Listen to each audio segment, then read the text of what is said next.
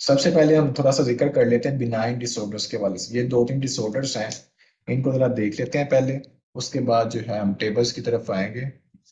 Benign disorders, a number of the hereditary conditions may give rise to changes in the granulocyte morphology। ये hereditary conditions हैं जिनमें जो है granulocyte की जो मोर्फोलॉजी है वो चेंज हो जाती है। कौन कौन सी हो सकती है? आपके पास पेल्गर ह्यूई एनोमली है, मे हैगलिन एनोमली है, और आपके पास चैडिक हिगाशी सिंड्रोम। ये तीन आपके पास मेन जो है चीजें आ जाती हैं बिनाइन डिसऑर्डर्स में। वन बाय वन डिस्कस कर लेते हैं कि इन कंडीशंस में जो है क्या हमें मोर्फोलॉजी देखने को मिल रही है। सो पेल्गर ह्यूई एनोमली सबसे पहले हम देखते हैं। पेल्गर ह्यूई एनोमली में जो है, in this uncommon symptomless condition bilobed neutrophils are found in the peripheral blood. So ये आपके पास जो है सिम्टमलेस अनकॉमन कंडीशन है। इसमें होता क्या है कि जो न्यूट्रोफिल्स हैं वो बाई लोब होते हैं।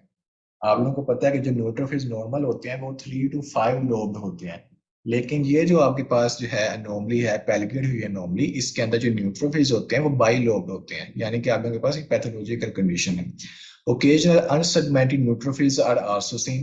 पहले तो कह रहा है कि बाई लोब न्यूट्रोफिल्स देखने को मिलते हैं, या हो सकता है कि उनके सेगमेंट्स ही ना बिल्कुल ही वो जो है अनसेगमेंटेड न्यूट्रोफिल्स आप लोगों को देखने को मिले।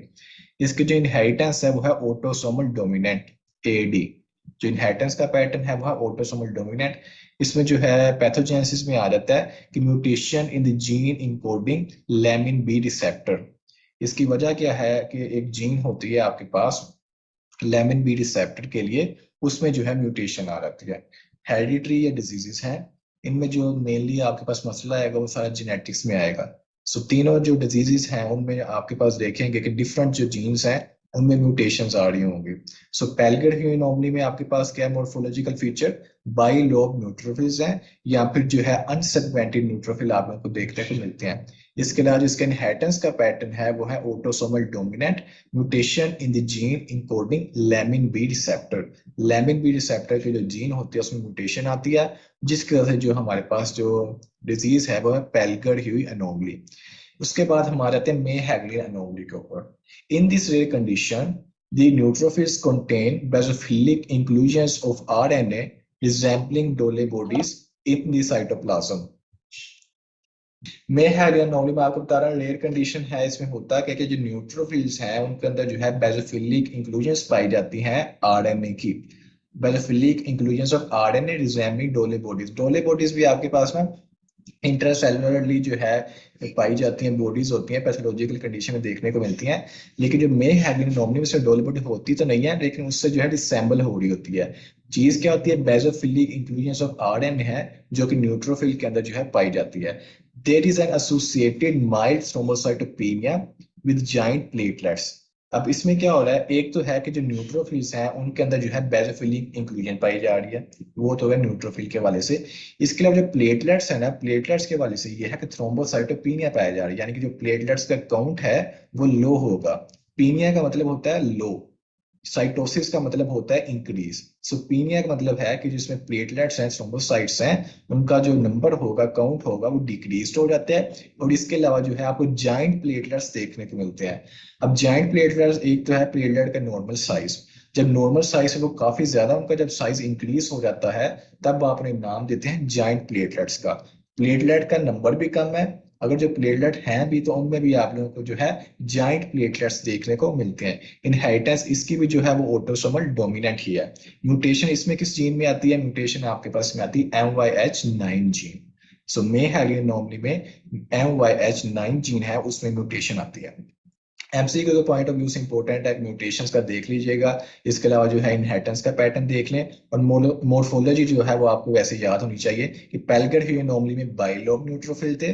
मे ह्यूमनोमली में आपका जो न्यूट्रोफिल्स हैं उनके अंदर जो है इंक्लूजन्स पाई जा रही हैं, जो कि डोले बॉडी से जो है डिसेंबल करती हैं। इसके अलावा जो प्लेटलेट्स हैं उनका काउंट जो है वो लो होता है, और जो प्लेटलेट होते भी हैं वो आप लोगों के पास जो है जाइंट प्लेटलेट्स जो है पाए जाते हैं। इनहेरिटेंस जो है दोनों की जो है ऑटोसोमल डोमिनेंट है। पेल्गर हुई नॉर्मली में जो म्यूटेशन है वो लैमिन बी रिसेप्टर की वाली होती है। जो मे हैगनस में जो है MYH9 जीन है उसमें म्यूटेशन आती है।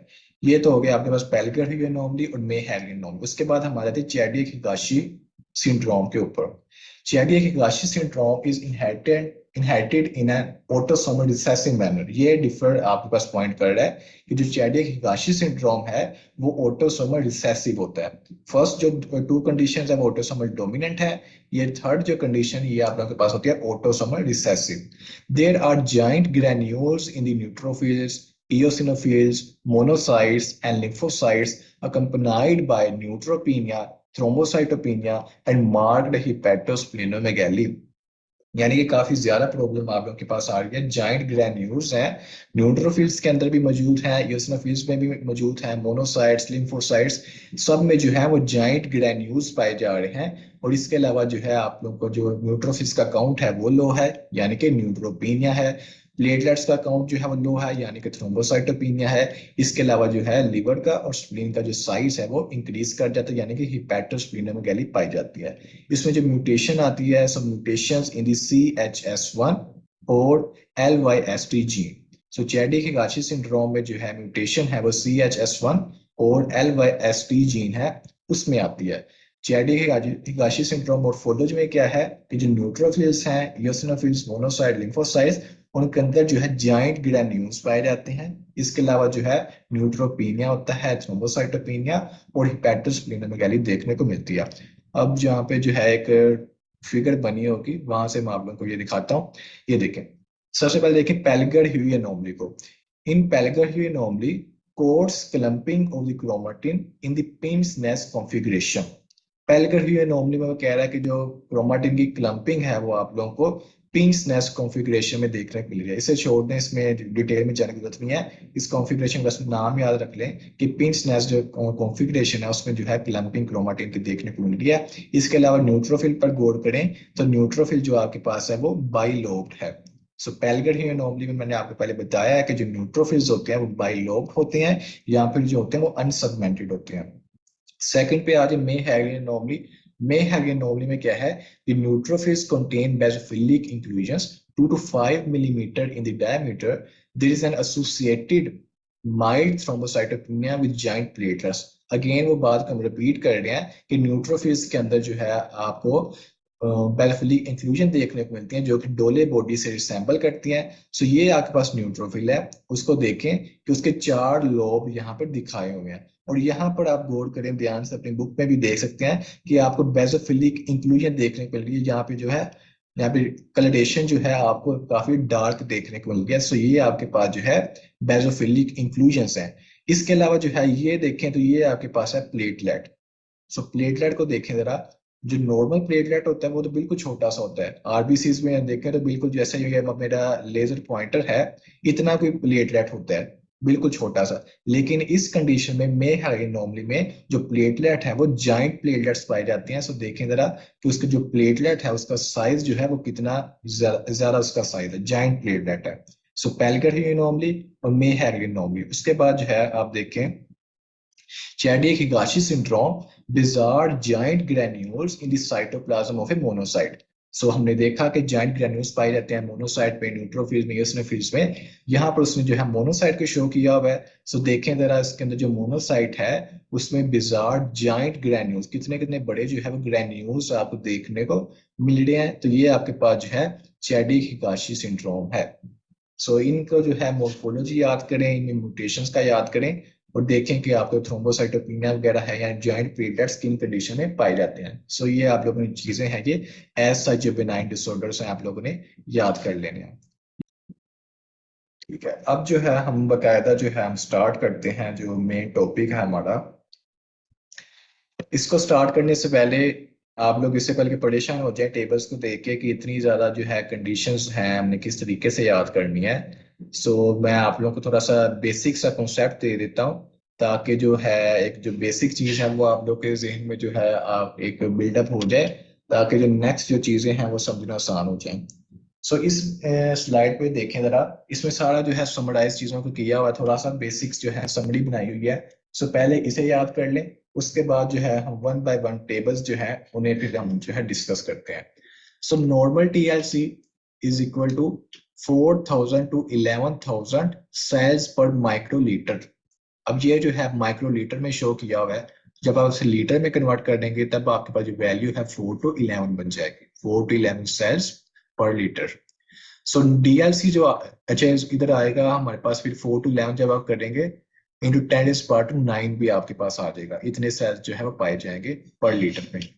डीएलसी जब डिफरेंशियल ल्यूकोसाइट काउंट आप करते हैं, सबसे ज्यादा जो परसेंटेज है वो थी न्यूट्रोफिल्स की, फिर आ जाएंगे लिम्फोसाइट्स, फिर मोनोसाइट्स, फिर इयोसिनोफिल्स और फिर बेसोफिल्स। सबसे पहले हम देख लेते हैं न्यूट्रोफिल्स को। ये जो न्यूट्रोफिल्स हैं वो किन कंडीशंस में जो है वो इंक्रीज करते हैं। सो न्यूट्रोफिल्स का रोल आप लोगों को पता है कि न्यूट्रोफिल का काम क्या है, फैगोसाइटोसिस करना। यानी कि जो भी बाहर से पैथोजन आ रहा है लाइक बैक्टीरिया है, सो उसे जो है फैगोसाइटोस करना, उसे जो है खा लेना, उसके बाद जो है उसे डिस्ट्रॉय कर देना, ये न्यूट्रोफिल का काम है। सो ये इसका जो फंक्शन है उसे रिलेट करें कि increase in the bacterial infections. So किसी भी किस्म का बॉडी में इंफेक्शन होता है, बैक्टीरियल इन्फेक्शन, सो सबसे पहले जो है न्यूट्रोफिल्स का जो काउंट है वो हाई हो जाता है। इसके अलावा जो है स्टेराइल इन्फ्लेमेशन, एक्यूट इन्फ्लेमेशन। तो इन्फ्लेमेशन जो है आप लोग अगर उसे भी रिवाइज करें कि एक्यूट इन्फ्लेमेशन में क्या होता है, उसका हालमार्क फीचर ये होता है कि एक्यूट इन्फ्लेमेशन के अंदर जो न्यूट्रोफिल्स हैं वो जो है वो ज्यादा पाए जाते हैं, न्यूट्रोफीलिया हो जाता है। जबकि क्रोनिक इन्फ्लेमेशन में जो है न्यूट्रोफिल का काउंट लेस होता है, जो है हमारे पास लिम्फोसाइट्स हैं उनका जो लेवल है वो हाई हो जाता है। सो एक्यूट इन्फ्लेमेशन के वजह से न्यूट्रोफिल्स को याद रखें, जब क्रोनिक का जिक्र आ जाता है तब आप लोग जो है लिम्फोसाइट्स को याद रखना, ये बहुत इंपॉर्टेंट पॉइंट है। आप रिपोर्ट देखें, उसके अंदर देखें कि न्यूट्रोफिल्स का काउंट हाई है, आप ये सोचें कि हाँ इसे बंदे को या बंदी को बैक्टीरियल इन्फेक्शन जो है हो सकता है या किसी भी किस्म की इन्फ्लेमेशन है। जब लिम्फोसाइट्स का काउंट हाई है तो लिम्फोसाइट का मोस्टली जो काउंट हाई होता है वायरल इन्फेक्शंस में, या फिर जब क्रोनिक इन्फ्लेमेटरी कंडीशंस होती हैं, या तब आपके पास जो है लिम्फोसाइट्स का जो काउंट है वो हाई होता है। So neutrophil count is increased in bacterial infection, sterile inflammation, acute inflammation और बर्न्स। सो ये जो है दो तीन कारीज हैं इंपॉर्टेंट वाली। अभी टेबल जो है उसमें काफी ज्यादा कारीज हैं, लेकिन एट लीस्ट जो 2 से 3 हैं इन्हें जरा जो है बेस अपनी बना के जरा चीजों को जो है याद करते जाएं। लिम्फोसाइट पे आ जाए। So lymphocyte increased in the viral body टेला infection, chronic inflammatory condition. Lymphocyte का जो काउंट है वो वायरल जो है इन्फेक्शन या फिर बॉडी टेला का जो इन्फेक्शन है उसमें जो है हाई हो जाता है। बॉडी टेला जो है ये भी बैक्टीरियल इन्फेक्शन है।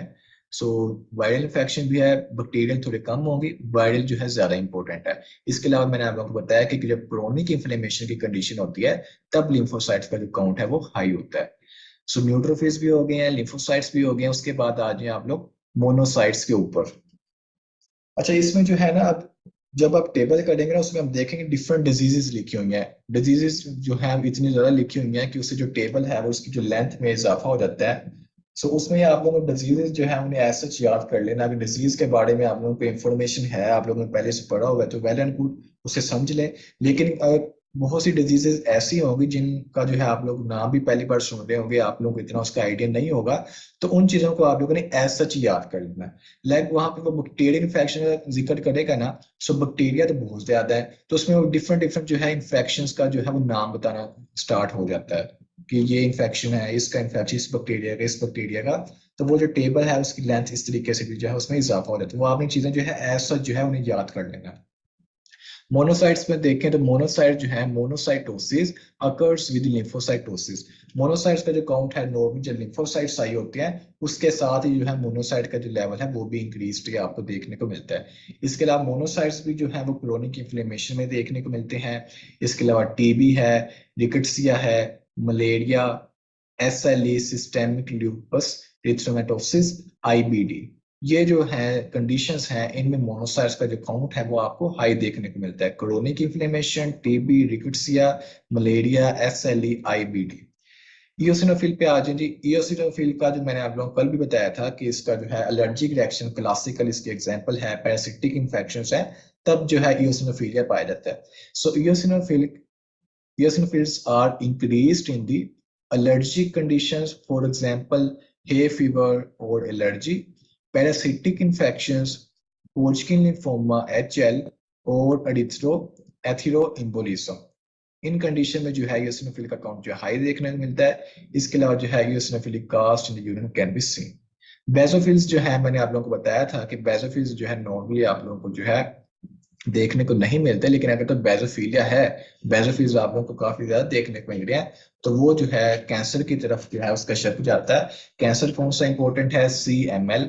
CML का जो है वो फीचर है बेसोफिलिया, कि जो बेसोफिल्स हैं वो क्रोनिक माइलोइड ल्यूकीमिया में जो है उनका जो बेसोफिल्स का लेवल है वो हाई हो जाता है। सो ये चीजें आप लोगों के पास है, न्यूट्रोफिलिया, लिम्फोसाइटोसिस, मोनोसाइटोसिस, इयोसिनोफिलिया और बेसोफिलिया।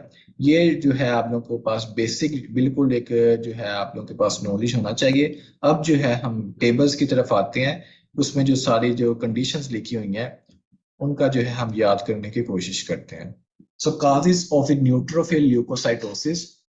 सो न्यूट्रोफिल से जो है हम स्टार्ट करते हैं कि न्यूट्रोफिल का जो काउंट है वो हाई हो जाता है जी। अब इसमें क्या है, इसे आप कह सकते हैं न्यूट्रोफिलिया, या फिर आप इसे कह सकते हैं न्यूट्रोफिल ल्यूकोसाइटोसिस। दोनों नाम जो है वो ठीक है। So causes of the neutrophil leukocytosis, यानी कि जो न्यूट्रोफिल का काउंट है वो हाई होगा किन कंडीशंस में? सबसे पहले उसने लिखा हुआ बैक्टीरियल इन्फेक्शंस। ठीक है, बैक्टीरियल इन्फेक्शन सबसे इंपॉर्टेंट आपके पास चीज है। अब उसमें जो है उसने फिर बता दिया है स्पेशली पायोजेनिक बैक्टीरियल, पायोजेनिक यानी कि पल्स फॉर्मिंग बैक्टीरियल, लोकलाइज्ड भी हो सकते हैं और जनरलाइज्ड आपके पास जो है वो हो सकती है चीज। सो बैक्टीरियल इन्फेक्शन, फर्स्ट जो है बैक्टीरियल इन्फेक्शन याद करें, उसके बाद आ जाए inflammation and tissue necrosis. Inflammation जब आपके पास होती है तब न्यूट्रोफिल का काउंट हाई हो जाता है, जब टिश्यू नेक्रोसिस है तब न्यूट्रोफिल का काउंट हाई हो जाता है। उसके बाद ब्रैकेट में उसने ना डिजीजेस की एग्जांपल देनी है। अगर तो डिजीज के बारे में आइडिया है तो अच्छी बात है, अगर नहीं भी है तो आप लोग ने एज सच उसे याद कर लेना है।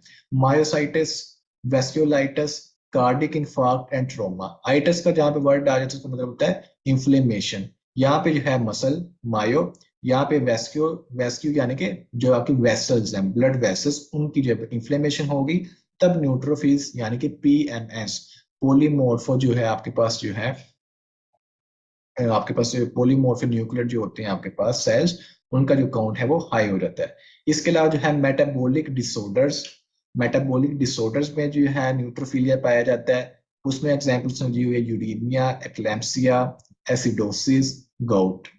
प्रेगनेंसी में न्यूट्रोफिलिया हो जाता है। नियोप्लाज्म्स ऑफ ऑल टाइप्स, किसी भी किस्म का नियोप्लाज्म है, कैंसर है, तो उसमें जो न्यूट्रोफिल का काउंट है वो हाई देखने को मिलेगा।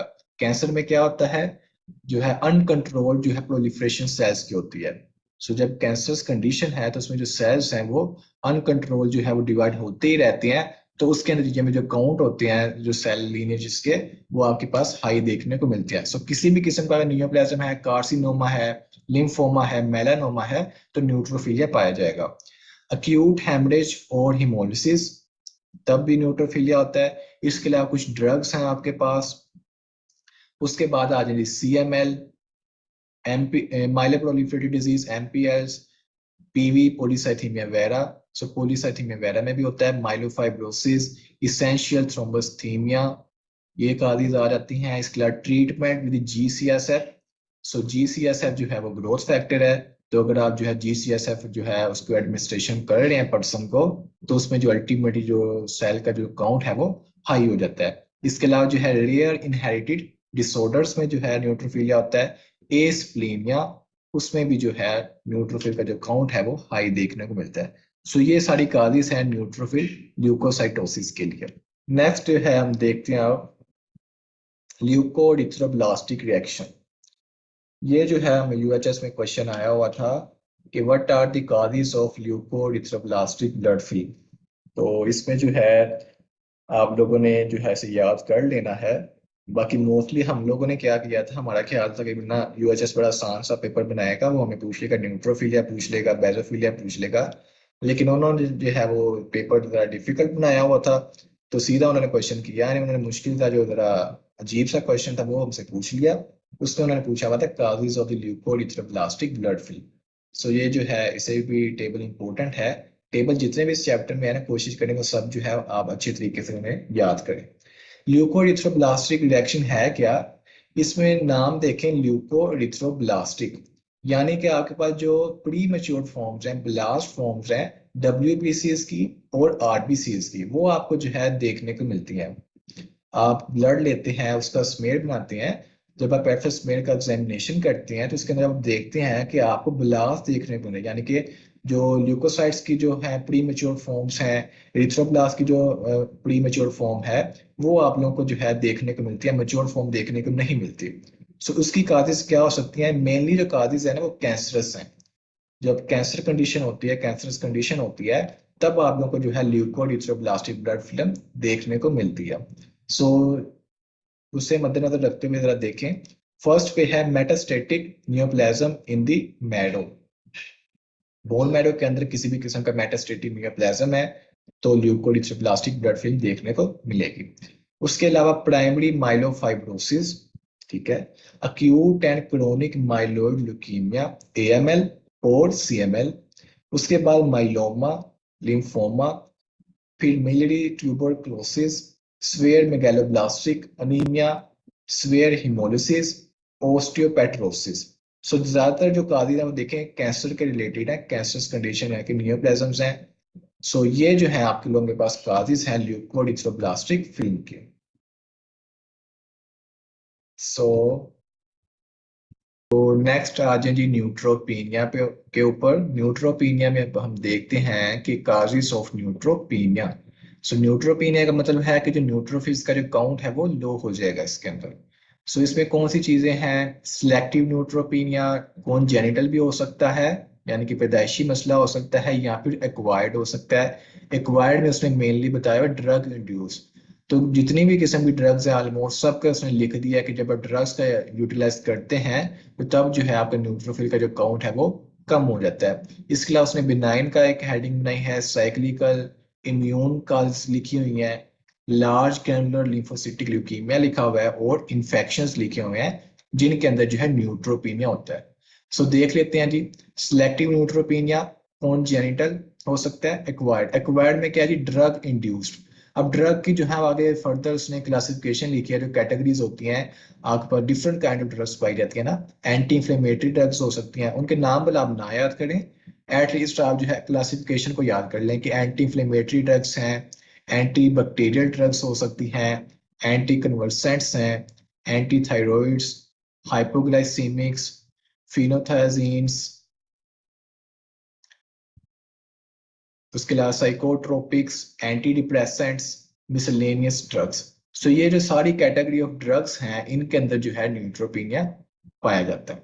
इसके अलावा बेनाइन काजिज हो सकती हैं, साइक्लिकल। इम्यून में देख लें जरा। इम्यून में क्या है जी? ऑटो इम्यून, ऑटो इम्यूनिटी की वजह से उसमें कौन सी आ सकती हैं? SLE, Felty syndrome, hyper sensitivity and anaphylaxis. ये जरा इंपॉर्टेंट है, काजिज ऑटोइम्यून हो सकती है, SLE, Felty syndrome, hyper sensitivity and anaphylaxis. इसके अलावा जो है large granular lymphocytic leukaemia. Infections देख लें जरा। इन्फेक्शन में कौन से हैं? वायरल इन्फेक्शन जब होगा लाइक हेपेटाइटिस, इन्फ्लुएंजा, एचआईवी, तब न्यूट्रोपीनिया हो जाता है, न्यूट्रोफिल का जो काउंट है वो कम हो जाता है। Fulminant bacterial infections like typhoid, mild tuberculosis, इसमें आ जाएगा जी काज ऑफ न्यूट्रोपीनिया ये है। Part of general pancytopenia. Pancytopenia आप लोगों के पास होता है कि जो तीनों सेल लिनेजेस हैं आरबीसीज की जो है, डब्ल्यूबीसीज हैं, और जो प्लेटलेट्स हैं वो तीनों जो है वो कम हो जाते हैं। तो अगर किसी भी किस्म का पैनसाइटोपीनिया है ना तो उसमें जो है न्यूट्रोपीनिया जाहिर सी बात है वो ऑलरेडी जो है ओबियसली उसमें जो है शामिल हो जाएगा। सो नेक्स्ट आ जाए जी। नेक्स्ट है मोनोसाइटोसिस की काज। मोनोसाइटोसिस में क्या है कि मोनोसाइट्स का जो काउंट है वो हाई हो जाएगा। सो इसमें कौन सी वजूहत हो सकती हैं जी? Chronic bacterial infections like tuberculosis, brucellosis, bacterial endocarditis, typhoid. So पहले तो आप याद रखें क्रोनिक बैक्टीरियल इन्फेक्शन, उसके बाद एग्जांपल्स को भी देख लें। पहले आप देखें क्रोनिक है, बैक्टीरियल इन्फेक्शन है, उसमें जो है मोनोसाइट्स का जो काउंट है वो हाई होता है। सो अक्यूट में मैंने आपको बताया कि जब अक्यूट इन्फ्लेमेशन लाइक होती है तब आपके पास जो न्यूट्रोफिल्स की रिलेटेड चीज बन जाती है। लेकिन जब एक चीज क्रोनिक है ना, सो क्रोनिक में जो है आपको पता है कि मैक्रोफेजेस का रोल होता है, लिम्फोसाइट्स का रोल होता है। सो जब क्रोनिक कंडीशन है तो उसके अंदर जो है मोनोसाइटोसिस पाया जाएगा, लिम्फोसाइटोसिस होने के ज्यादा चांस होंगे। सो काफी मोनोसाइटोसिस में जो है क्रोनिक बैक्टीरियल इन्फेक्शंस आ जाएंगे। इसके अलावा कनेक्टिव टिश्यू डिजीजेस आ जाएंगी, for example SLE, temporal arthritis, rheumatoid arthritis. ये चीजें आ जाएंगी। इसके अलावा प्रोटोजोन इन्फेक्शन में जो है मोनोसाइट्स का काउंट हाई होगा। क्रोनिक न्यूट्रोपीनिया में जो है मोनोसाइट्स का काउंट हाई होगा। होजकिन लिम्फोमा, ये इंपॉर्टेंट है, होजकिन लिम्फोमा के अंदर जो है मोनोसाइट्स का जो काउंट है वो हाई होगा। इसके अलावा एएमएल है और दूसरी जो मेलिग्नेंसीज हैं उनमें जो है मोनोसाइट का काउंट हाई होगा। इसके अलावा क्रोनिक माइलोमोनोसिटी ल्यूकीमिया में भी मोनोसाइट्स का जो काउंट है वो हाई पाया जाता है। अब हमारे पास जो है यूसिनोफिलिया है और लिम्फोसाइटोसिस है। सो जरा इन्हें भी देख लेते हैं। यूसिनोफिलिया जो है, यूसिनोफिल्स का जो काउंट है वो हाई होगा। किन कंडीशन में? एलर्जिक डिजीजेस, ठीक है। एलर्जिक डिजीज में जो है यूसिनोफिल्स का जो काउंट है वो हाई होता है। एलर्जिक डिजीज में आपके पास हाइपर सेंसिटिविटी आ जाती है। इसके अलावा पैरासिटिक डिजीज हैं, उनके आगे नाम देख लें, डिफरेंट आपके पास इसमें इसमें लिख दिया है। हुकवर्म का लिख दिया है, इसका टैपवर्म का इन्फेक्शन लिख दिया है, शिस्टोसोमियासिस है। तो ये आपके पास जो है डिजीज आ जाएंगे पैरासिटिक डिजीज यूसिनोफिलिया के related. Recovery from the acute infection, certain skin diseases, ये भी इंपॉर्टेंट पॉइंट है कि स्किन डिजीजेस के अंदर जो है यूसिनोफिल का जो काउंट है वो हाई होता है। लाइक सोरियासिस, सोरियासिस जो है ना ये एक ऑटोइम्यून डिजीज है, स्किन के रिलेटेड इसमें होती है प्रॉब्लम। पेम्फिगस, ये भी एक ऑटोइम्यून डिजीज है, ये भी आप लोग की स्किन के रिलेटेड होती है, स्किन के ऊपर ब्लिस्टर से बन जाते हैं। ये जब आप थर्ड ईयर में इम्यूनोलॉजी पढ़ेंगे ना आप लोग, तो इम्यूनो में आप लोग सारा डिटेल में देखेंगे इन चीज़ों को कि ऑटोइम्यून डिजीजेस कौन सी होती हैं, डेफिशिएंसीज कौन सी होती हैं। अभी के लिए जो है आप लोग जो है इनको सिर्फ एज सच इनके जो है आप लोग नाम याद करें। डर्माटाइटिस है, अर्टिकेरिया है, एंजियोएडिमा वगैरह वगैरह जो स्किन के डिजीजेस है ना मेनली, उनमें जो है यूसिनोफिल का काउंट है वो हाई होता है। Drug sensitivity, polyarthritis nodosa, vasculitis, serum sickness, ये भी आप लोगों के पास जो है हाइपर सेंसिटिविटीज हैं, ऑटोइम्यून डिजीजेस हैं जिनमें जो है यूसिनोफिल का काउंट हाई है। Graft versus host disease, Hodgkin जो है लिम्फोमा, इसके अलावा जो है metastatic malignancies, hyper eosinophilic syndrome, pulmonary syndrome जो है, chronic eosinophilic leukaemia, myeloproliferative including systemic mastocytosis. तो ये जो आपके पास हैं ये काजेस हैं इयोसिनोफिलिया की पाई जाती हैं। तो लास्ट में हमारे पास रह गया है जी लिम्फोसाइट्स। बी लिम्फोसाइट्स होते हैं, टी लिम्फोसाइट्स होते हैं, उनका जो है लेवल कब हाई होता है, उसकी वजूहत क्या हो सकती हैं? उसमें आप लोगों के पास इन्फेक्शन आ जाते हैं मेनली। इसके अलावा जो है न्यूप्लास्टिक कैंसरस कंडीशंस आ जाती हैं। इसके अलावा आप लोगों के पास नॉन न्यूप्लास्टिक डिसऑर्डर्स आ जाते हैं। सो इन्फेक्शन में अगर आप देखते हैं तो acute infections like bacterial infection, इसके अलावा जो है वायरल इन्फेक्शंस, उनमें जो है लिम्फोसाइट्स का जो काउंट है वो हाई हो जाता है। क्रोनिक इन्फेक्शंस में आप लोगों के पास लाइक ट्यूबरकुलोसिस है, टोक्सोप्लाज्मोसिस है, ब्रूसेलोसिस है, लिशमैनियासिस है, सिफिलिस है। तो क्रोनिक जो है इन्फेक्शन उनमें भी जो है लिम्फोसाइट्स का जो काउंट है वो हाई होता है। नॉन न्यूप्लास्टिक डिसऑर्डर में आप देखते हैं तो फिजियोलॉजिकल स्ट्रेस है, like trauma, major surgery, septic shock, myocardial infarction है। तो तब आप लोगों के पास लिम्फोसाइट का काउंट हाई है। हाइपोस्प्लीनिज्म है, हाइपर सेंसिटिविटीज में, स्ट्रेस में, क्रोनिक पॉलीक्लोनल जो आप लोगों के पास है, थायरोटॉक्सिकोसिस में। और लास्टली आप लोगों के पास जो है न्यूप्लास्टिक कंडीशंस हैं, लाइक सीएलएल है, मोनोक्लोनल लिम्फोसाइटोसिस है, एएलएल है और एनएचएल है, नॉन हॉजकिन लिम्फोमा। सो इन कंडीशन पे जो है लिम्फोसाइट्स का काउंट हाई होता है। यहाँ पे सिंपल नीचे लिखा है वायरल इन्फेक्शंस हैं, क्रोनिक कंडीशंस हैं। तो ये आप लोगों के पास काजेस हैं लिम्फोसाइटोसिस की।